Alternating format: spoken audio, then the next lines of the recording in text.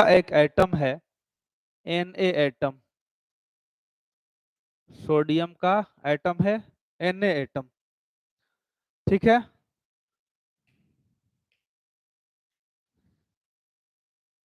ठीक है ना। तो सोडियम का एटम है। अब आप लोग बताइए कि सोडियम के एटम में कितना इलेक्ट्रॉन होता है, कितना इलेक्ट्रॉन, कितना प्रोटॉन, कितना न्यूट्रॉन।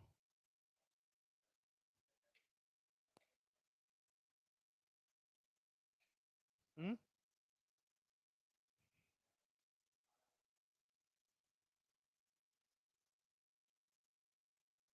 यही है ना।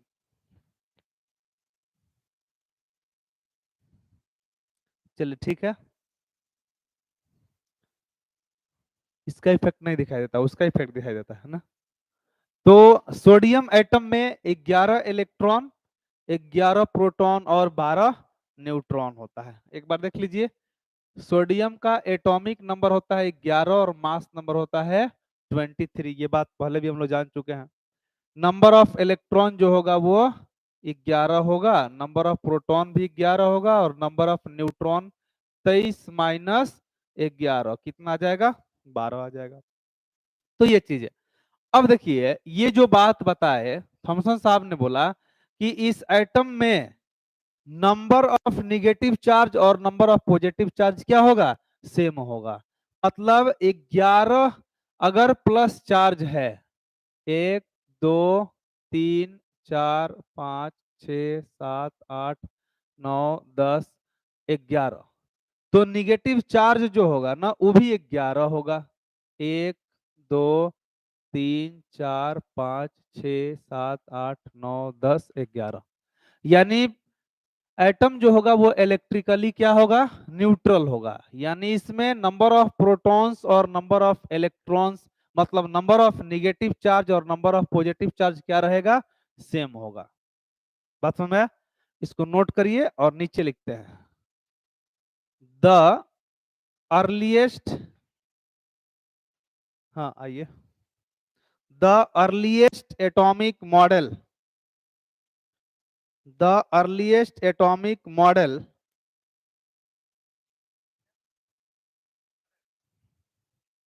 the earliest atomic the earliest atomic model atomic model was given by the earliest atomic model was given by J.J. Thomson. The earliest atomic model was given by J.J. Thomson.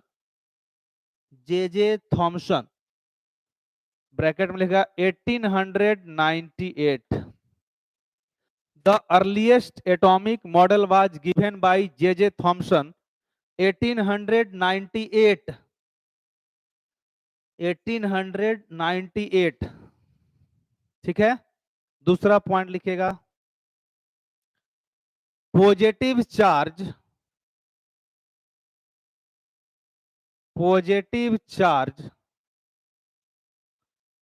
Is uniformly distributed in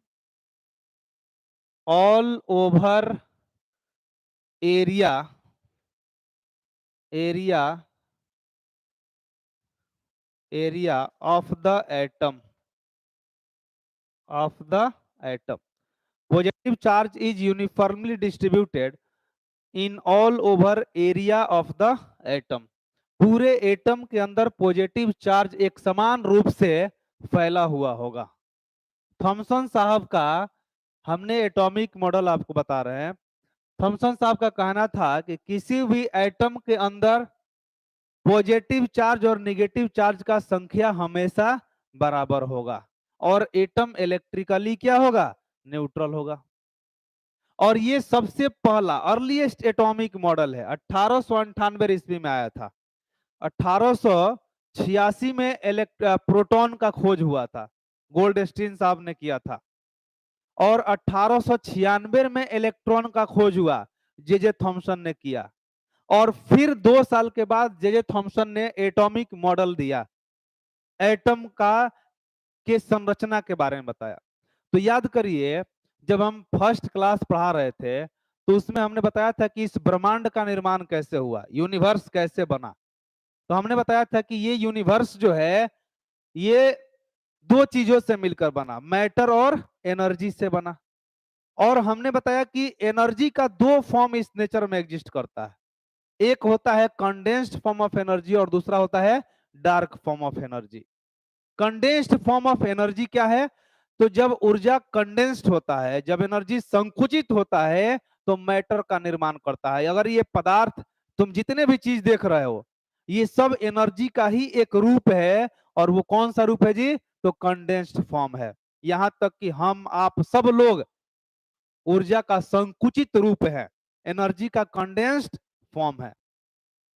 और मनुष्य जो है या जीव जो है वो तो उसके अंदर तो कंडेंस्ड फॉर्म के साथ साथ डार्क फॉर्म ऑफ एनर्जी भी मौजूद है।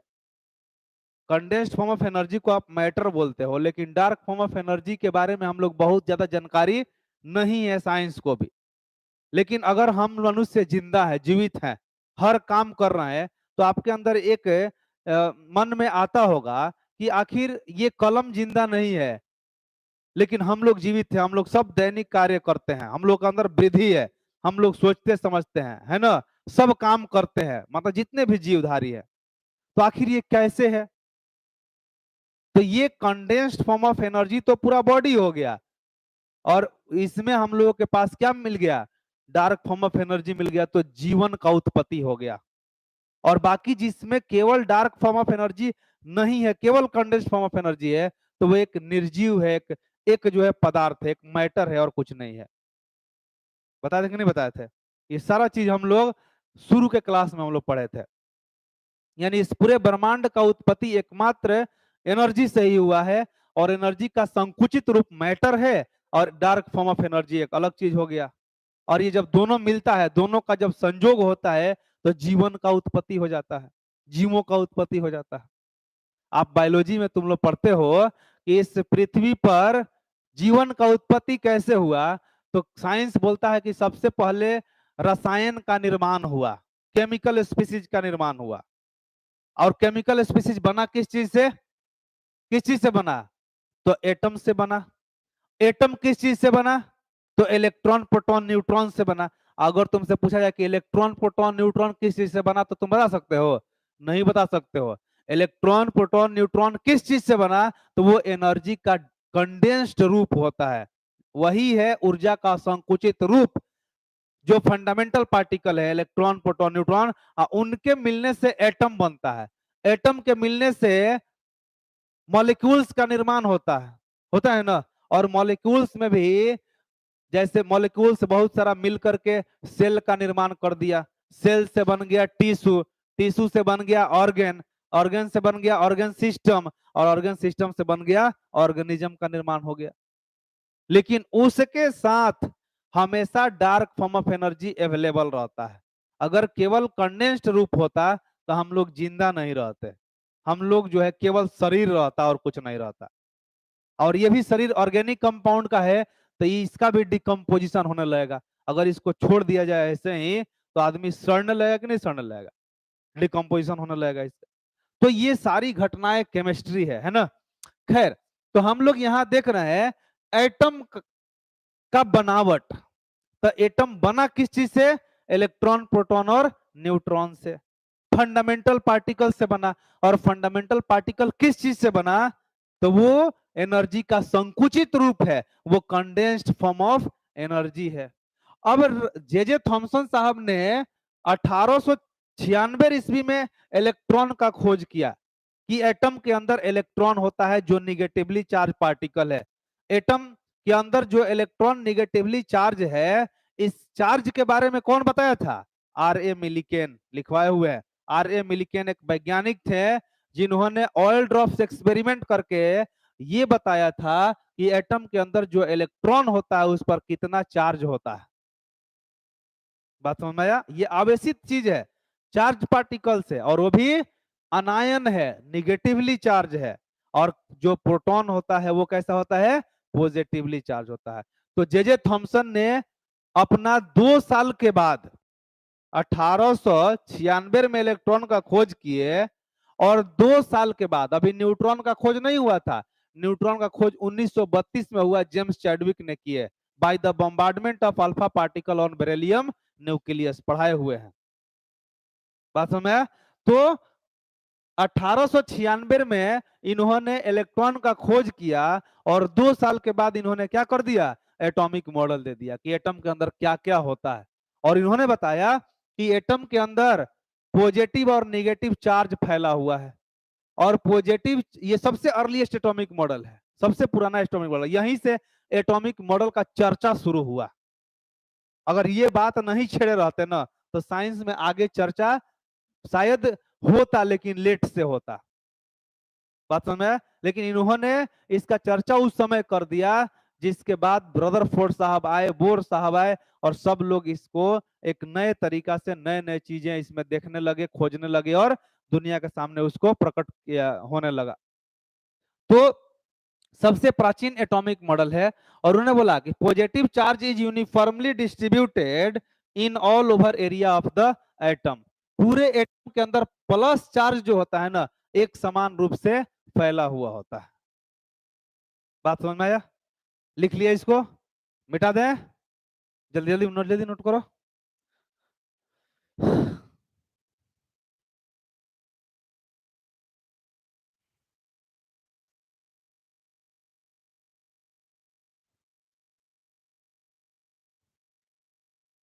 हो गया?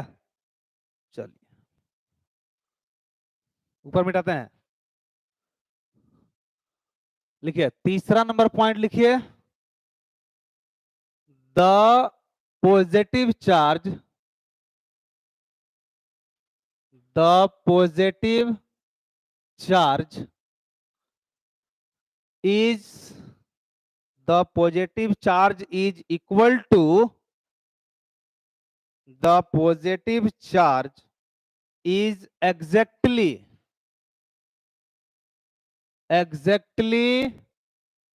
equal to the negative charge, equal to the negative charge. Hence atom is electrically neutral. इस प्रकार से एटम क्या है? इलेक्ट्रिकली न्यूट्रल होता है। ये बात जो है जे थॉमसन के द्वारा दिया गया था। नेक्स्ट पॉइंट है Thomson's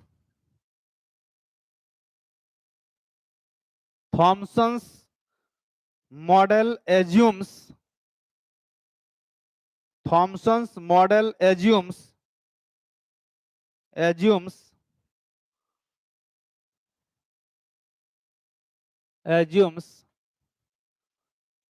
electron to be statics. Thomson's model assumes electron to be statics. Thomson ने इस बात को माना कि इलेक्ट्रॉन जो होता है वो एटम के अंदर स्थिर होता है। और नेक्स्ट पॉइंट लिखिए the whole mass of the atom, the whole mass of the atom is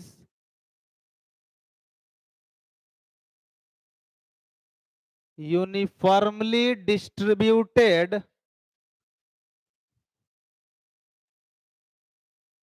the whole mass of the atom is uniformly distributed in all over area of the atom।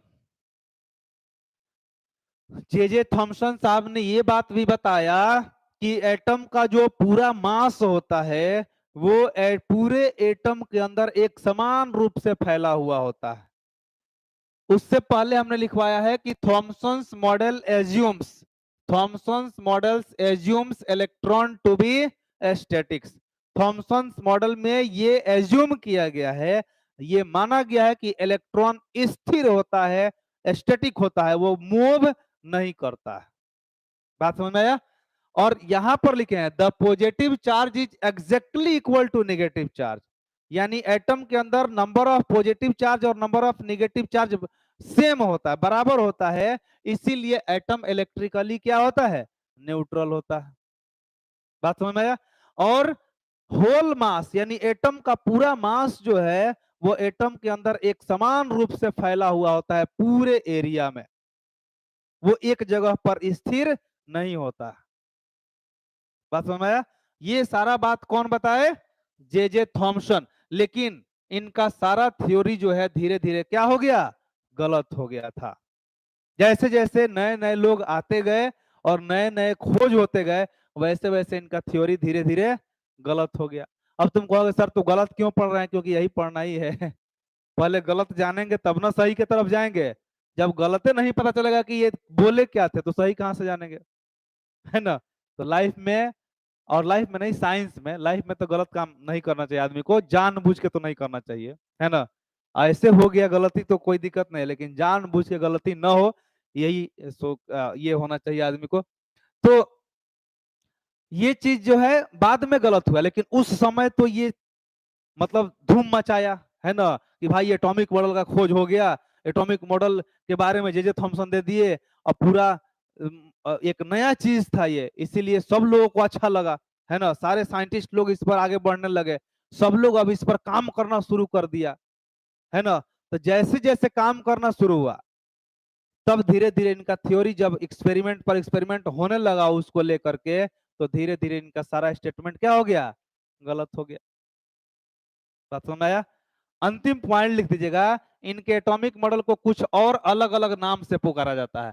जैसे हम लिखते हैं यहां पर another name of this, another name of this atomic model is plum pudding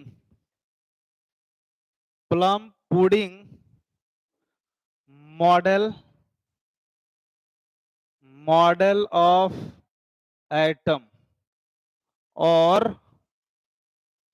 water melon model of atom भी इसको कहा जाता है, watermelon model of atom.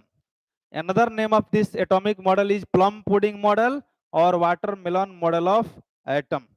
इसको plum pudding model of atom भी कहा जाता है और watermelon model of atom भी इसको कहा जाता है। watermelon model of atom भी इसको कहा जाता है। Plum pudding PLUM plum pudding model of atom और वाटरमेलन मॉडल ऑफ एटम, ये इसका नाम है। और इसको हम लोग कुछ नाम से पुकारते हैं। हाँ बोलिए। राइजिंग पुडिंग इसी को, अच्छा हाँ एक नाम और भी है, राइजिंग पुडिंग भी इसको कहा जाता है, उगता हुआ सूरज के जैसा, है ना? जब सूरज निकलते हैं तो चारों तरफ लाल वाला दिखाई देता है कि नहीं दिखाई देता? एक तरफ लाल वाला दिखाई देता है, वैसा बोला गया, है ना? लेकिन ये दो नाम बहुत फेमस है, प्लम पुडिंग मॉडल या वाटरमेलन मॉडल एटम इसको कहा जाता है। जैसे तरबूज को आप काटिएगा तो उसका लाल वाला हिस्सा एक समान रूप से फैला हुआ रहेगा और उसमें सीड जहां तहां इम्बेडेड होता है, तो सीड हो गया लाइक इलेक्ट्रॉन और लाल वाला हिस्सा हो गया लाइक पॉजिटिव चार्ज। ऐसा बात उनके द्वारा बोला गया था। ठीक है, नोट कर लीजिए इसको। ये सब कुछ पॉइंट्स था जो कि पूर्ण रूप से गलत हुआ बाद में। अभी हम जब रदरफोर्ड साहब पर आएंगे, अब शुरू ही करेंगे, तो रदरफोर्ड साहब में पहले हम लोग एक्सपेरिमेंट पढ़ेंगे, फिर हम लोग ऑब्जर्वेशन पढ़ेंगे, फिर हम लोग उसमें कंक्लूजन पढ़ेंगे, फिर हम लोग प्लेनेटरी मॉडल ऑफ एटम का बात करेंगे। और तब आएगा बोर्स साहब का एटॉमिक मॉडल, है ना। बहुत मजेदार चैप्टर है ये, लिख लिए, मिटाएं इसको। चलिए, तो अब हम लोग हेडिंग डालेंगे रदरफोर्ड्स एटॉमिक मॉडल। फटाफट सब लोग हेडिंग डाल दें, रदरफोर्ड्स एटॉमिक मॉडल। दूसरा हो जाएगा रदरफोर्ड्स एटॉमिक मॉडल, रदरफोर्ड्स का atomic model, Rutherford's atomic model. इसमें हम लोग पढ़ेंगे पहले एक्सपेरिमेंट।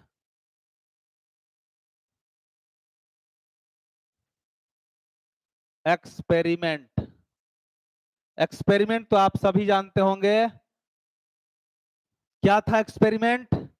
तो गोल्ड फॉयल एक्सपेरिमेंट या अल्फा स्कैटरिंग एक्सपेरिमेंट, लिखिएगा गोल्ड फॉयल एक्सपेरिमेंट, चाहे इसको बोलते हैं हम लोग अल्फा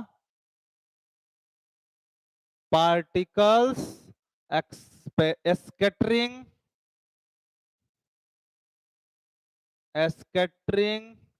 एक्सपेरिमेंट। नाम क्या होगा इसका, गोल्ड फॉयल एक्सपेरिमेंट और अल्फा स्कैटरिंग एक्सपेरिमेंट। रदरफोर्ड साहब ने कौन सा एक्सपेरिमेंट किया जी, तो गोल्ड फॉयल एक्सपेरिमेंट और अल्फा स्कैटरिंग एक्सपेरिमेंट। अब हम लोगों को बोर्ड पे ही इस एक्सपेरिमेंट को परफॉर्म करना होगा या समझना होगा। एनसीईआरटी में भी चित्र बनाकर समझाया गया है कि इन्होंने कैसे एक्सपेरिमेंट किया और कैसे इन्होंने पता किया कि एटम के अंदर न्यूक्लियस होता है। यानी न्यूक्लियस का खोज करने का श्रेय किनको जाता है, रदरफोर्ड को जाता है। बात समझ में आया। और पहला एटॉमिक मॉडल देने का श्रेय किनको जाता है, जे थॉमसन को जाता है। बात समझ आया। तो ये सब चीजें याद रखिएगा, काम का चीज है ये सब। पहला एटॉमिक मॉडल देने का श्रेय जे थॉमसन को जाता है और फंडामेंटल पार्टिकल्स में सबसे पहले गोल्डस्टीन का श्रेय जाता है, क्योंकि गोल्डस्टीन साहब सबसे पहला प्रोटॉन का खोज किए थे। 1886 का ये बात है। तब 1896 में जे थॉमसन ने इलेक्ट्रॉन का खोज किया और 1932 में जेम्स चैडविक ने न्यूट्रॉन का खोज किया by the bombardment of alpha particle on beryllium nucleus. बात समझ में आया। तो अब हम लोग यहां पर चर्चा करेंगे कि रदरफोर्ड साहब ने एक्सपेरिमेंट कैसे किया और उनको किस, उस एक्सपेरिमेंट से क्या अनुभूति हुआ, क्या अनुभव हुआ कि उन्होंने बता दिया कि एटम के अंदर एक हार्ड पोर्शन होता है जो उसके सेंटर में होता है और वो हार्ड पोर्शन को नाम दिया गया न्यूक्लियस। और बताया गया कि न्यूक्लियस के अंदर प्रोटॉन, पूरा एटम का मास जो होता है वो न्यूक्लियस के अंदर होता है। पूरे एटम के अंदर एक समान रूप से फैला हुआ नहीं होता है पॉजिटिव चार्ज, चाहे उस एटम का पूरा मास। बात समझ आया। तो अब हम उस एक्सपेरिमेंट को आपके सामने करने जा रहे हैं। ये चीज मिटाते हैं हम यहाँ पर और एक्सपेरिमेंट को अब हम लोग करते हैं। तो एक्सपेरिमेंट के लिए सबसे पहले हम लोग सेटअप तैयार करेंगे और सेटअप यही है कि एक रेडियो एक्टिव एलिमेंट लिया गया। क्या लिया गया जी, रेडियो एक्टिव एलिमेंट। कैसा रेडियो एक्टिव एलिमेंट लिया गया, तो अल्फा पार्टिकल इमीटर था। क्या था ये, अल्फा पार्टिकल इमीटर। हम लोग यहां लिखेंगे radio active element. Radio active element हमने लिया और ये अल्फा पार्टिकल्स इमीटर, ये अल्फा पार्टिकल्स इमीटर था। मतलब ये एक ऐसा रेडियो सक्रिय तत्व था, रेडियो एक्टिव एलिमेंट था, जिसके टूटने पर क्या निकलता था वहां से, अल्फा पार्टिकल। अल्फा पार्टिकल किसको बोलते हैं, हीलियम 2+ आयन को ही अल्फा पार्टिकल कहा जाता है। हीलियम में 2 इलेक्ट्रॉन होता है और दोनों इलेक्ट्रॉनों को निकाल दीजिए, तो जब दोनों इलेक्ट्रॉनों बाहर भाग जाएगा तो उस पर 2 प्लस चार्ज आएगा कि नहीं आएगा। 2 प्लस चार्ज आया मतलब कि उसी का नाम क्या हो गया, अल्फा पार्टिकल। बात समझ में आया। अगर हाइड्रोजन है तो हाइड्रोजन का एटॉमिक नंबर 1 होता है, तो उसके पास न्यूट्रॉन तो होता नहीं है हाइड्रोजन के पास, क्योंकि उसका मास नंबर भी 1, एटॉमिक नंबर भी 1, तो 1 - 1 क्या होगा 0, यानी न्यूट्रॉन नहीं होता है। इलेक्ट्रॉन का संख्या 1 होता है और प्रोटॉन का संख्या 1 होता है। और जब उस हाइड्रोजन से एक इलेक्ट्रॉन को आप निकाल दीजिएगा तो बच केवल क्या जाएगा, प्रोटॉन बचेगा कि नहीं बचेगा। इसीलिए H+ को प्रोटॉन भी कहा जाता है और हाइड्रोजन को प्रोटियम कहा जाता है। बात समझ में आया। तो अगर कोई पूछे कि अल्फा पार्टिकल क्या है, तो बोलना He2+ आयन को ही क्या कहा जाता है, अल्फा पार्टिकल कहा जाता है। बात समझ में आया, क्लियर कट हम पूरा बता रहे हैं जी। अब इतना पर नहीं याद होगा तो समझ लीजिए कि दुर्भाग्य है। अब नहीं याद हो तो वीडियो से देखिए, है ना, 2-3 बार रिवीजन करिए उसको, तो क्लियर हो जाएगा। बात समझे। तो अब क्या हुआ, अब यहां पर इन्होंने एक स्क्रीन लिया। स्क्रीन किस चीज का बनाया, तो जिंक सल्फाइड का। किस चीज का, जिंक सल्फाइड का। जिंक सल्फाइड जो होता है वो फ्लोरोसेंट नेचर का होता है, फ्लोरोसेंट मटेरियल है वो। और फ्लोरोसेंट मटेरियल किसको कहा जाता है, जो फ्लोरोसेंस क्रिएट करे, जो चमक पैदा करे, उसी को हम लोग क्या बोलते हैं, फ्लोरोसेंट मटेरियल। तो जिंक सल्फाइड जो होता है वो एक बहुत अच्छा फ्लोरोसेंट मटेरियल है। हम यहाँ लिख सकते हैं ये जेडनेस स्क्रीन है, जिंक सल्फाइड का स्क्रीन है, पट्टी है, वर्ण पट्टिका है। अब यहां पर एक वेरी थिन गोल्ड फॉयल लिया गया। क्या लिया गया, वेरी थिन गोल्ड फॉयल। यहां लिखते हैं very thin gold Foyle. Foyle का हिंदी क्या होता है जी, फोयल मतलब होता है पत्थर। बहुत बहुत पतला गोल्ड का पत्थर लिया गया, है ना। और उस वेरी थिन गोल्ड फॉयल पे अल्फा पार्टिकल का बम्बार्डिंग शुरू करा दिया गया। और यहां पर एक लेड का प्लेट यूज किया गया था, लेड प्लेट। अब यहां से अल्फा पार्टिकल निकल के आकर के इस पर टकरा रहा है। अल्फा पार्टिकल का इमिशन होना शुरू हो गया और ये आकर के इस गोल्ड के फॉयल पर क्या हो रहा है, टकरा रहा है। तो देखा गया कि अल्फा पार्टिकल टकराने के बाद कुछ इधर भाग रहा है, कुछ इधर भाग रहा है, मतलब इधर उधर डेविएट होना शुरू हो गया। देखो ये डेविएशन अल्फा पार्टिकल का शुरू है। और ये जब डेविएट हो रहा था तो ये जो जिंक सल्फाइड का स्क्रीन है इस पर दिख रहा था, चमक दिख रहा था कि यहां से अल्फा पार्टिकल जो है, कोई पार्टिकल स्क्रीन के ऊपर आकर के टकरा रहा है।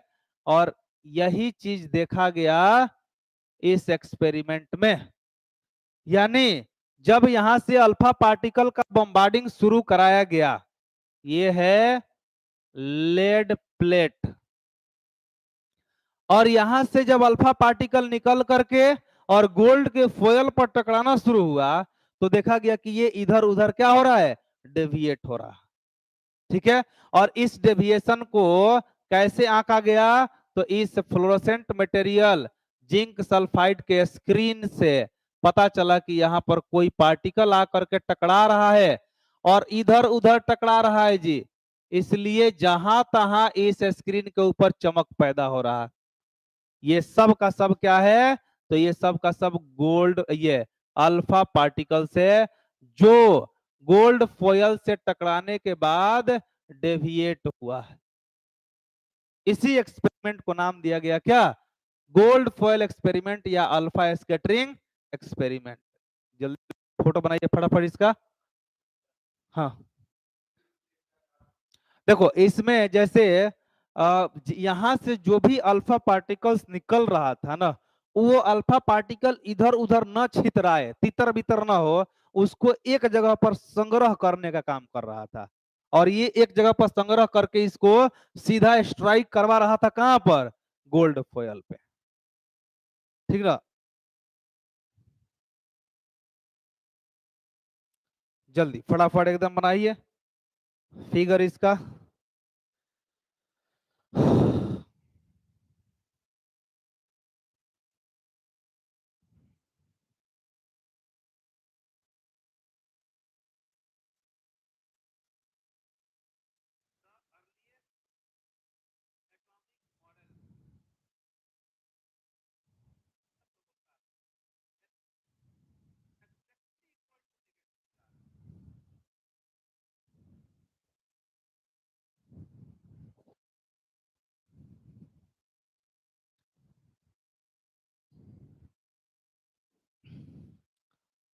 वीडियो को सब लोग सब्सक्राइब कर लेंगे यूट्यूब पर।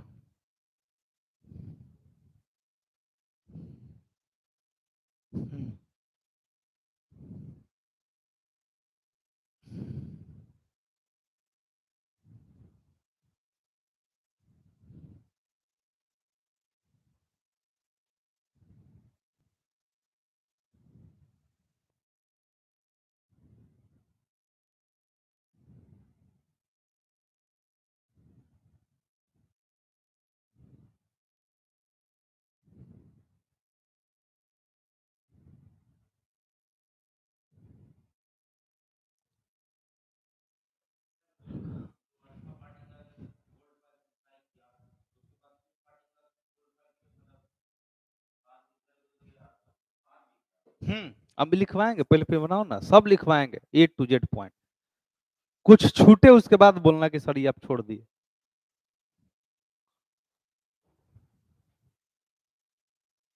अभी तो हम एक्सपेरिमेंट किए, अभी तो ऑब्जर्वेशन में वो चीज तीनों लिखवाएंगे कि अल्फा पार्टिकल कैसे इधर उधर गया। समझ में आया?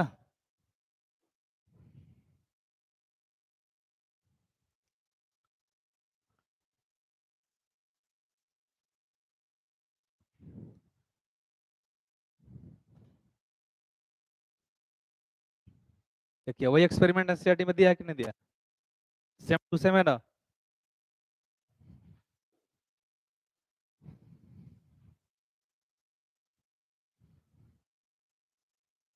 और जिस तरीका से पढ़ा रहे हैं, अगर तैयारी करते गया तो सारा चीज याद हो जाएगा। और तुम्हारे पास तो सारा साधन है। एक तो तुम हमसे जिंदा पढ़ रहे हो, है ना, और दूसरे वीडियो से पढ़ लो, नोट्स रिवीजन करो, है कि नहीं? पूरा का पूरा चीज तैयार हो जाएगा।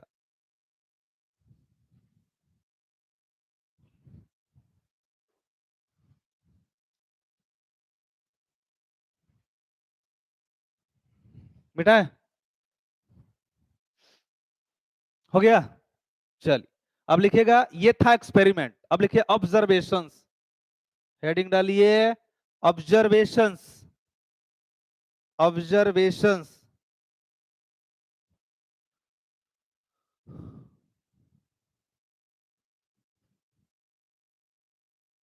ऑब्जर्वेशंस। ऑब्जर्वेशन समझते हो? जब एक्सपेरिमेंट हो किया जाता है ना, तो कुछ कुछ बातें ऑब्जर्व किया जाता है कि यहाँ पर क्या क्या घटनाएं हो रही है ना, हम क्या कर रहे हैं, और उसके करने से कौन कौन सी घटनाएं उत्पन्न हो रही है, नया नया चीज उत्पन्न हो रहा है, वही चीज ऑब्जर्वेशन होता है। बात समझ में आया? तो ऑब्जर्वेशन में क्या देखा गया? तो उन्होंने बताया कि जैसे मान लीजिए, हम इसको थोड़ा सा आपको समझाने के लिए ये करते हैं। ये एक एटम है, मान लिया कि ये एक एटम है, और जब अल्फा पार्टिकल हमने गोल्ड फॉयल से पास कराया, तो बहुत सारा अल्फा पार्टिकल वहां से गुजर रहा है लगातार, है ना। तो ये एक एटम हमने एज्यूम किया, वो ऑब्जर्व किए रदरफोर्ड साहब कि जब अल्फा पार्टिकल को पास कराया जा रहा है, तो बहुत सारे अल्फा पार्टिकल ऐसे हैं जो एटम को सीधे आर पार कर जा रहे हैं। कुछ अल्फा पार्टिकल्स ऐसे हैं जो कुछ एंगल से डेविएट हो जा रहे हैं। समझिएगा इस बात को। अधिकांश अल्फा पार्टिकल्स एटम को सीधे आर पार कर जा रहा है। कुछ अल्फा पार्टिकल्स ऐसे हैं जो कुछ एंगल से डेविएट हो जा रहे हैं। और एक अल्फा पार्टिकल तो ऐसा निकला जो जिस रास्ते से गया उसी रास्ते से क्या हो गया, वापस हो गया। और वो एकदम सेंट्रल वाला था, बीचों बीच वाला, जो जो वो गया और उसी रास्ते से वापस हो गया। यहीं पर मामला फंस गया कि most of the alpha particle pass through gold foil undeflected. अधिकांश अल्फा पार्टिकल बिना डिफ्लेक्शन के, बिना इधर उधर घूमे, गोल्ड फॉयल को सीधे आर पार कर गए। तो रदरफोर्ड ने बता दिया कि एटम का अधिकांश हिस्सा क्या होता है, खाली होता है, एम्प्टी होता है, वैकेंट होता है एटम। इसी कारण से अल्फा पार्टिकल एटम को सीधे आर पार कर गया। कुछ अल्फा पार्टिकल्स कुछ एंगल से डेविएट भी हुआ, और एक अल्फा पार्टिकल ऐसा था जो जिस रास्ते से गया उसी रास्ते से वापस हो गया।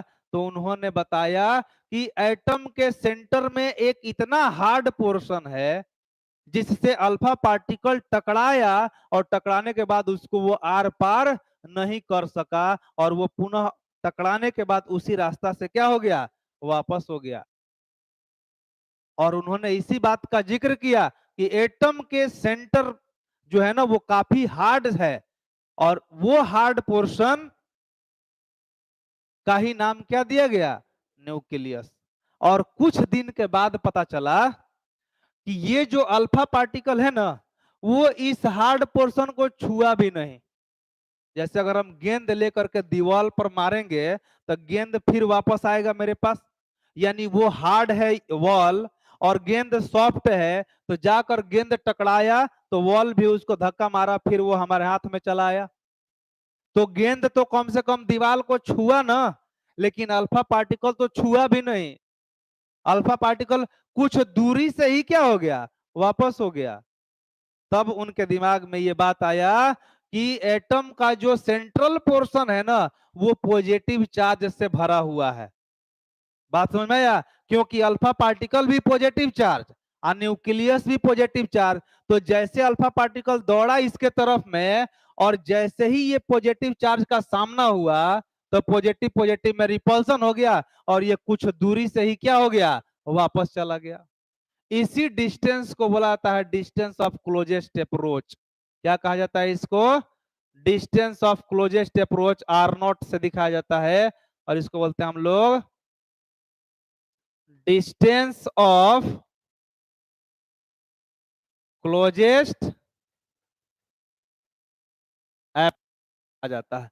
और ये जो दूरी आप देखोगे ना, ये बीच वाला सेंटर वाला जो अल्फा पार्टिकल है और इसके ऊपर या नीचे जो अल्फा पार्टिकल है उसके बीच के दूरी को हम लोग बोलते हैं इंपैक्ट पैरामीटर। क्या बोलते हैं, इंपैक्ट पैरामीटर इसको कहा जाता है।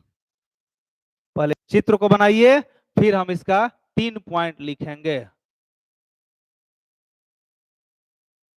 ये अल्फा पार्टिकल्स है, मतलब हीलियम प्लस प्लस आयन है।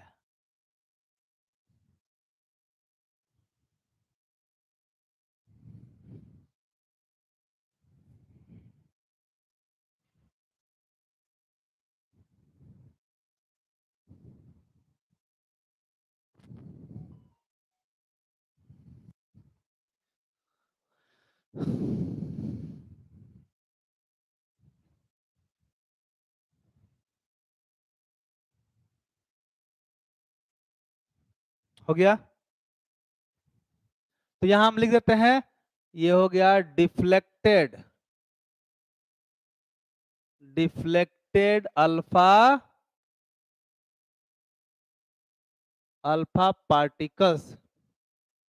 ये भी है डिफ्लेक्टेड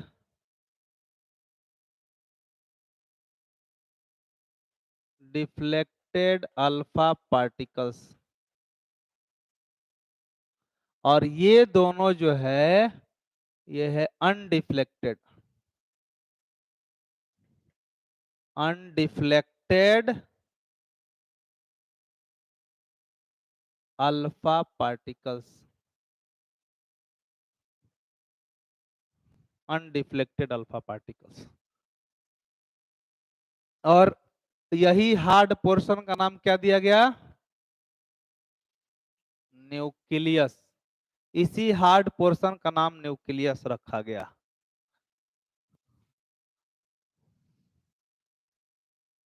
क्लियर हो गया बात। अब कोई पूछे तो आप जवाब दे सकते हैं बहुत आसानी से कि रदरफोर्ड साहब का एक्सपेरिमेंट क्या था और ऑब्जर्वेशन क्या आया। अब इस ऑब्जर्वेशन में 3 पॉइंट हम लोग को लिखना है।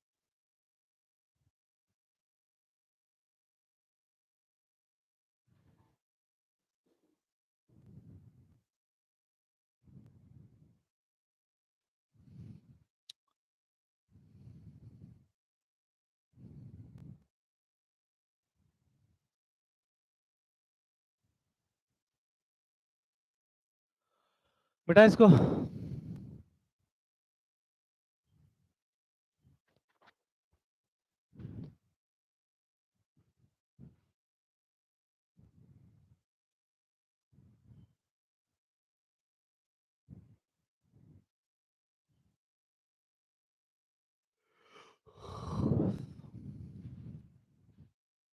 चलिए मिटाते हैं।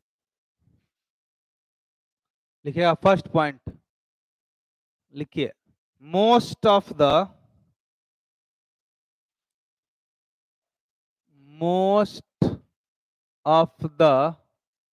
Alpha particles passed through the gold foil undeflected.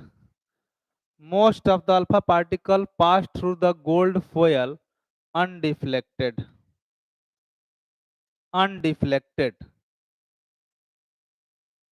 फिर लिखेगा a small fraction of the alpha particles, a small fraction of the alpha particles, a small fraction of the alpha particles was deflected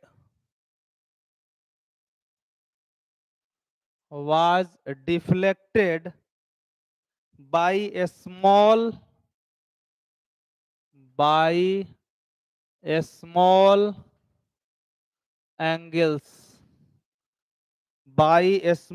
angles और तीसरा है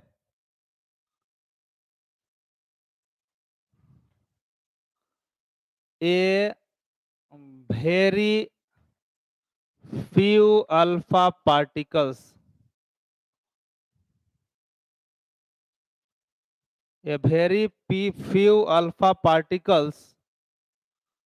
one in 20,000, a very few alpha particles, one in 20,000 bounced back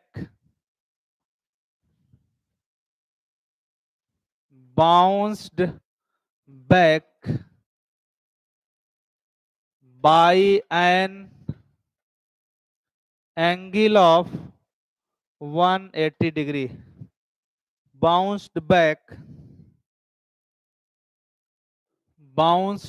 by an angle of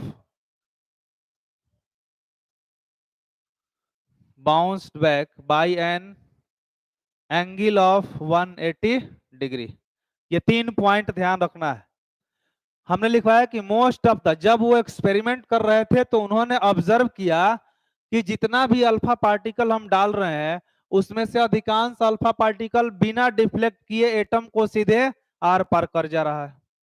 दूसरा बात उन्होंने ये observe किया कि कुछ ऐसे अल्फा पार्टिकल्स हैं, स्मॉल फ्रैक्शन, कुछ ही अल्फा पार्टिकल्स ऐसे हैं जो कुछ स्मॉल एंगल से इधर उधर डेविएट हो जा रहे हैं, और एक अल्फा पार्टिकल तो ऐसा है, और अनुमान उन्होंने लगाया कि अप्रोक्सीमेटली 1 in 20,000, अप्रोक्सीमेटली उन्होंने बात किया कि अप्रोक्स 1 अल्फा पार्टिकल 20,000 में ऐसा एक अल्फा पार्टिकल था जो जिस रास्ते से गया उसी रास्ते से वापस हो गया, मतलब वो बाउंस बैक कर गया कितना एंगल से, 180 डिग्री से। बात समझ में आया? तो अब आया इन एक्सपेरिमेंट और ऑब्जर्वेशन को ध्यान में रखते हुए उन्होंने कंक्लूजन दिया। अब वो क्या क्या कंक्लूजन है वो पढ़ने की जरूरत है। लिख लिया इसको, लिखिए कंक्लूजन, मिटाए इसको, मिटाए ना, कंक्लूजन हेडिंग डालिएगा।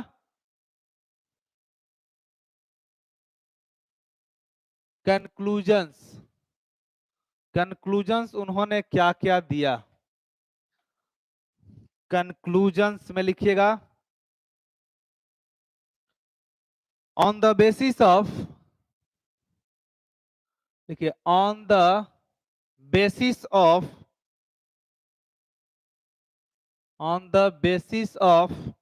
the observations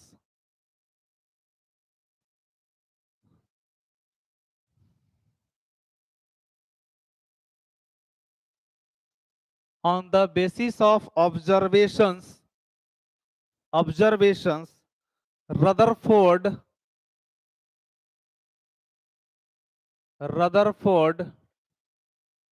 draw the following conclusions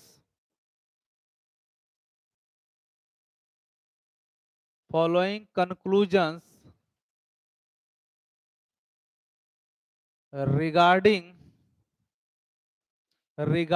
the structure of atoms, regarding the structure of atom, regarding the structure of atom।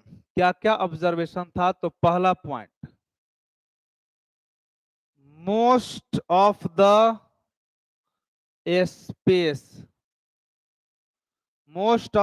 space in the atom is empty as most of the alpha particles passed through the foil undeflected।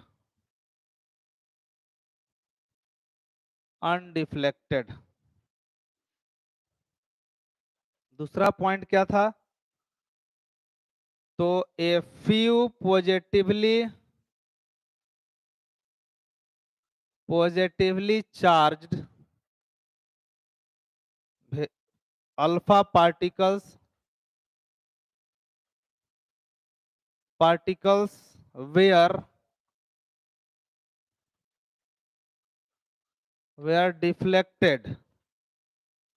deflected due to enormous repulsive force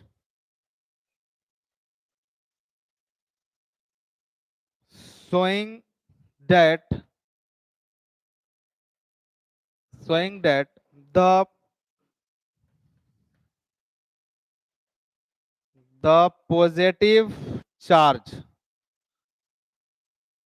the positive charge of the atom is not spread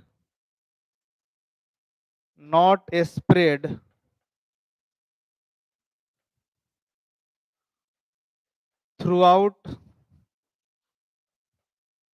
the atom।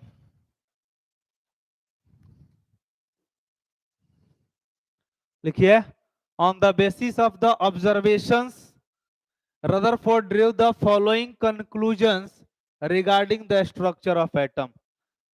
Atom के structure के संदर्भ में Rutherford ने observation के आधार पर निम्नलिखित conclusion draw किया। कौन कौन सा कंक्लूजन? तो पहला है, most of the space in the atom is empty. उन्होंने बताया कि एटम का अधिकांश हिस्सा क्या है? खाली है। एज, किस आधार पे उन्होंने बताया? तो उन्होंने देखा कि अधिकांश अल्फा पार्टिकल एटम को सीधे आर पार कर जा रहा है। इसका मतलब कि एटम का अधिकांश हिस्सा क्या है? खाली है। दूसरा बात हम लिखवा, a few positively charge alpha particles, कुछ पॉजिटिवली चार्ज अल्फा पार्टिकल्स जो थे वो कुछ रिपल्सन के कारण से, थोड़ा सा रिपल्सन के कारण से, एनॉर्मस रिपल्सिव फोर्स के कारण से, showing that the repulsive force के कारण से वो डिफ्लेक्ट हो गए, डेविएट हो गए इधर उधर। बात समझ में? कुछ अल्फा पार्टिकल्स कुछ रिपल्सिव फोर्स के कारण से वो इधर उधर डिफ्लेक्ट हो गए।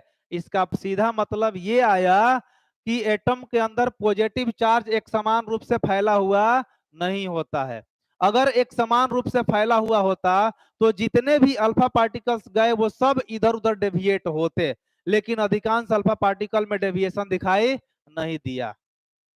इसका सीधा अर्थ है कि पॉजिटिव चार्ज जो है एटम के सेंटर में मौजूद है, जिसको हम लोग न्यूक्लियस बोलते हैं। और जब उस एटम के सेंटर यानी न्यूक्लियस के फील्ड से या उसके बगल से जब अल्फा पार्टिकल गुजर रहा है तो वहां पर रिपल्सन हो रहा है, और रिपल्सन के कारण से वो कुछ एंगल से क्या हो रहा है, डेविएट हो जा रहा है। बात समझ आया? मिटा इसको। तीसरा पॉइंट लिखिए, थर्ड पॉइंट लिखिएगा। थर्ड पॉइंट लिखिए, Rutherford Rutherford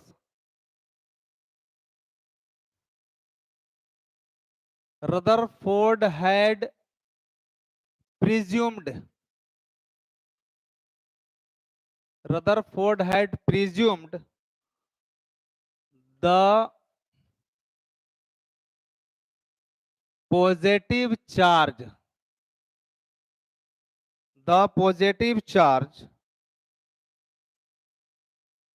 has to be the positive charge has to be concentrated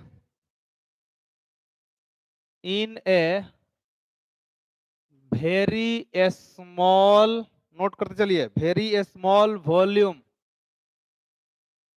very small volume, very small volume that repel that repelled and deflected and deflected and deflected the positively charged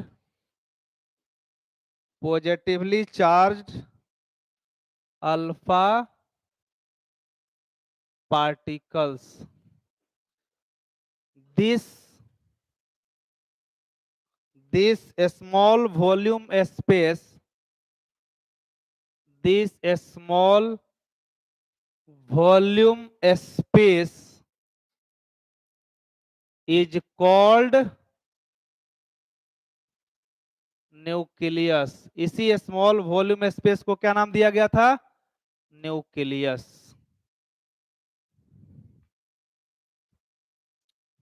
next लिखिएगा, Rutherford showed that the volume occupied by the nucleus is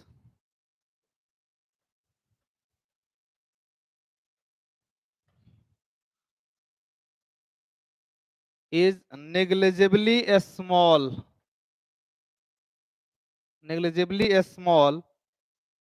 as compared to the total volume of the atom.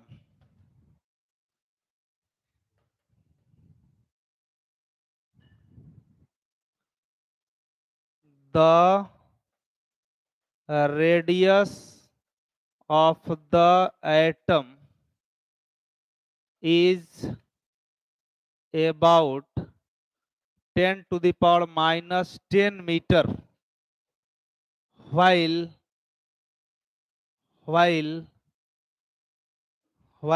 nucleus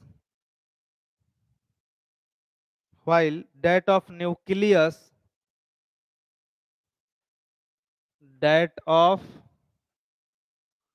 nucleus is 10 to the power minus 10⁻⁻15 metre. 3 point यहां फिर लिखे हमने। Rutherford had presumed, Rutherford ने ये माना the positive charge has to be concentrated in a very small volume.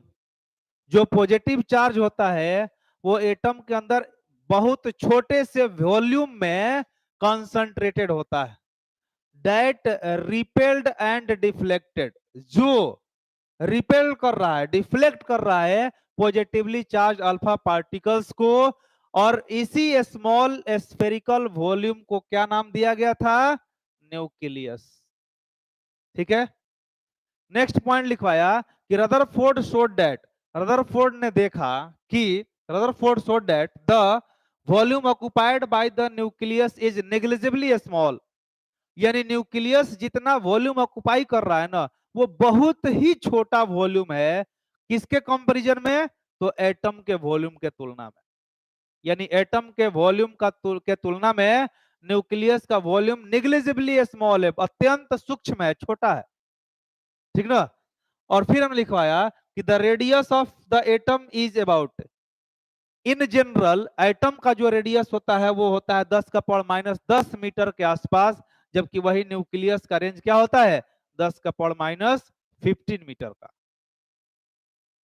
बात समझ में आया? तो इसको मिटाते हैं, मिटाना इसको, लिख लिए ना। अब यहां पर हम लिखते हैं, ध्यान से समझिएगा। लिखते हैं यहां पे radius of atom, radius of atom by radius of nucleus, radius of atom by radius of nucleus is equal to 10⁻⁻10 और 10⁻⁻15। भाग देंगे तो क्या हो जाएगा? 10⁻5 हो जाएगा। यानी हम बोल सकते हैं कि रेडियस ऑफ एटम जो होगा वो 10⁵ टाइम्स किसके? रेडियस ऑफ न्यूक्लियस के। नोट करिए जल्दी, नोट करते चलिए फटाफट, खत्म किया जाए इसको। इस सब इधर थोड़ा लिखना है।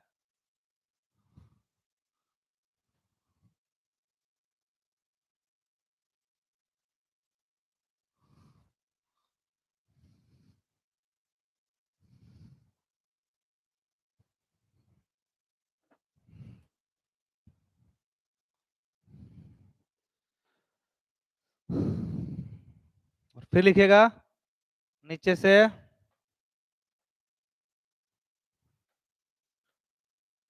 on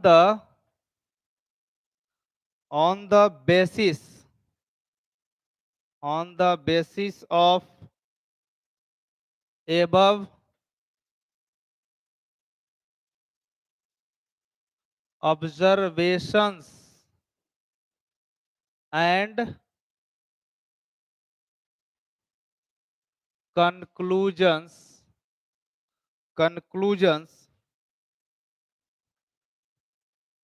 Rutherford proposed the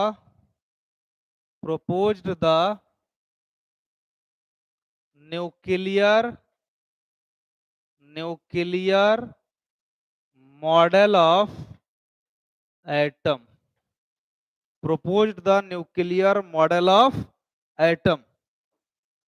nuclear model of atom को रदरफोर्ड ने क्या किया? प्रोपोज किया।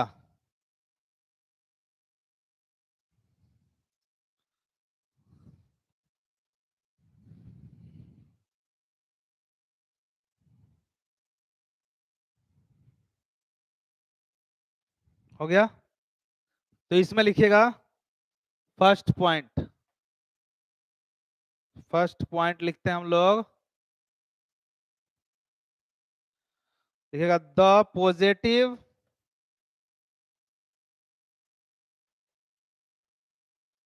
the positive charge and most of the mass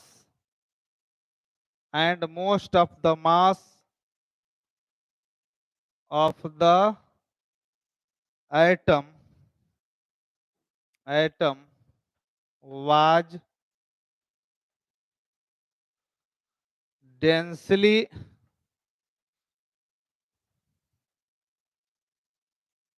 concentrated in extremely a small region.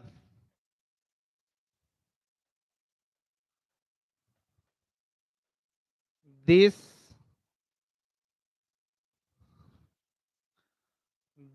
very small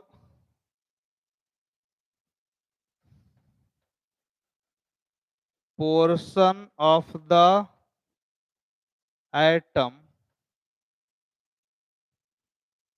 was called nucleus. Nucleus.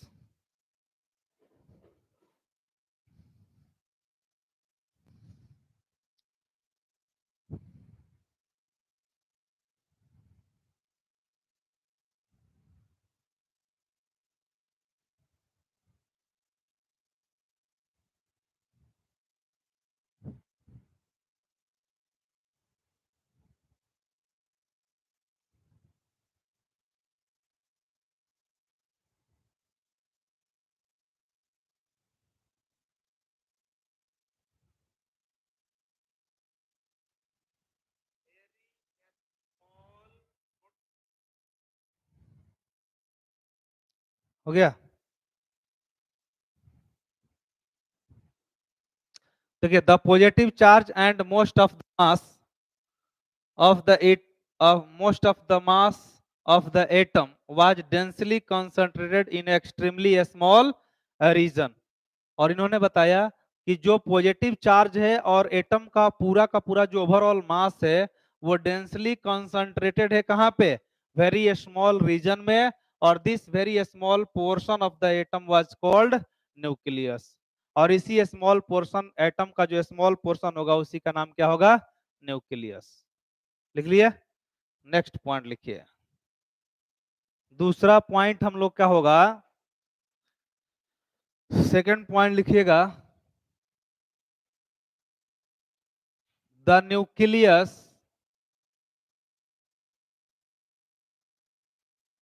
Nucleus is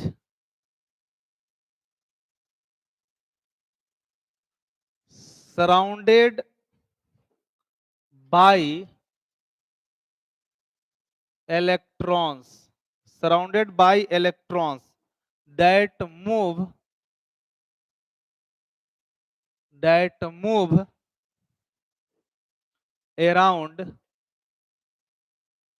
that move around the nucleus with a very high speed,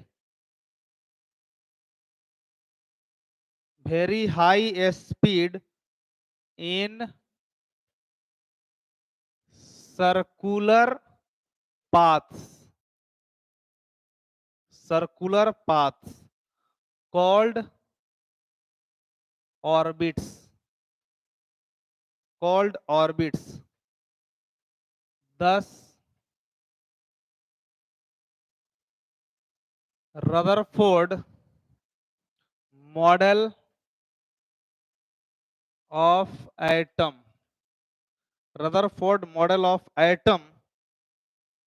resembles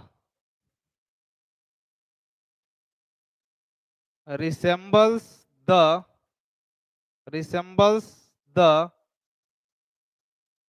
solar system in which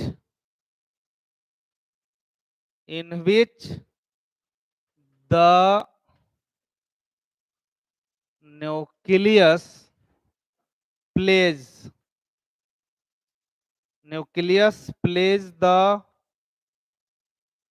role of sun and the electrons that of revolving planets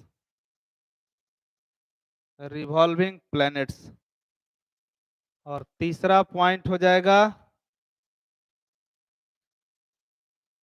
electrons and the nucleus are held together by electrostatic force of attraction। Note करिए इसको। The nucleus is surrounded by electrons. दूसरा जो point उन्होंने बताया, उन्होंने ये बताया कि न्यूक्लियस जो है वो इलेक्ट्रॉन से, न्यूक्लियस के चारों तरफ जो है वो इलेक्ट्रॉन घूम रहा है, यानी nucleus is surrounded by electrons. Electron से घिरा हुआ है nucleus that move around the nucleus, जो न्यूक्लियस के चारों तरफ मूव कर रहे हैं। ठीक है, with a very high speed, जिनका स्पीड बहुत ज्यादा है, बहुत तेज गति से इलेक्ट्रॉन न्यूक्लियस के चारों तरफ वेरी हाई स्पीड से घूम रहा है सर्कुलर पाथ्स में, और उसी सर्कुलर पाथ्स का नाम क्या दिया गया? ऑर्बिट्स या सेल कहा गया। 10 इस प्रकार Rutherford model of atom, Rutherford model of atom ने, एटम जो है वो रिसेंबल्स है किसका? सोलर सिस्टम का। जैसे सोलर सिस्टम में सूरज के चारों तरफ प्लैनेट्स गोल गोल घूमता है, बस अंतर इतना ही होता है कि वहां पर प्लैनेट्स का जो मोशन होता है वो एक एलिप्टिकल पाथ में होता है, इलिप्टिकल पाथ में होता है, जहां पर मेजर एक्सिस और माइनर एक्सिस का बात किया जाता है। जबकि इलेक्ट्रॉन का मोशन न्यूक्लियस के चारों तरफ किस पाथ में होता है? सर्कुलर पाथ में होता है। लेकिन दिखता वैसा ही है कि सूरज हो गया न्यूक्लियस और प्लैनेट्स हो गए रिवॉल्विंग इलेक्ट्रॉन्स। बात समझ? और फिर तीसरा पॉइंट लिखे हैं electrons and the nucleus are held together. Electron और न्यूक्लियस एक दूसरे को पकड़े हुए रहते हैं by the electrostatic force of attraction, electrostatic force of attraction के कारण। क्लियर हुआ बात? नोट किए? मिटा इसको। अब हम लोग पढ़ेंगे drawbacks of Rutherford's atomic model. Time कितना हुआ? अरे बाप रे, 4:30। तो अगले क्लास में हम लोग अब पढ़ेंगे drawbacks of Rutherford's atomic model को। ठीक ना, यहां तक हमने बता दिया। अगला class drawbacks of Rutherford's atomic model, उसके बाद थोड़ा सा बात करेंगे इंपैक्ट पैरामीटर पर, थोड़ा सा बात करेंगे डिस्टेंस ऑफ क्लोजेस्ट अप्रोच पे, कुछ क्वेश्चन करेंगे, और फाइनली हम लोग चले जाएंगे बोर्स एटॉमिक मॉडल पे। ठीक है, तो आज का सेवा यहीं समाप्त, फिर हम लोग मिलते हैं अगले क्लास में।